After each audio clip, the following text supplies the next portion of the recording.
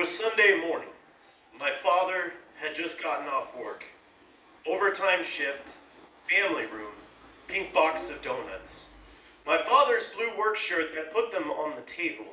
Exhausted but happy, spending time with the family, his arms on the table. Muscular, sweaty, heavy, hairy arms.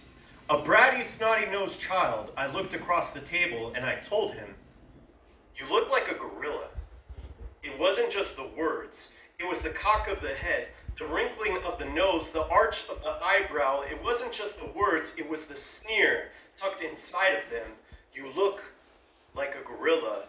Who was this stranger who lived in my house, spent hours tinkering in the garage or lumbering out in the yard, yelled to rake up the leaves, pick up the dog poop, mow the lawn, left before I went to school, left in the middle of the night, oftentimes returned the same? Always wearing that blue or orange uniform, always tired on those days, prone to anger, big, heavy, work boots, clonking and clomping throughout the house. Sometimes he was covered in dirt, his hair uncombed and wild, work shirt unbuttoned, chest hair out, hairy arms like gorilla sleeves. Who was this stranger? He was my dad, my father.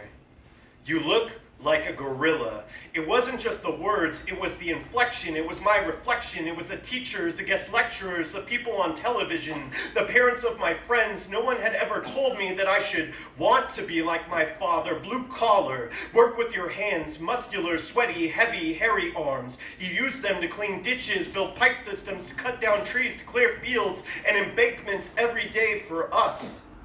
"You look like a gorilla." There was hate there, disgust there, dehumanization, like how creationists can find nothing more filthy than to say that humans are descended from monkeys, chimpanzees.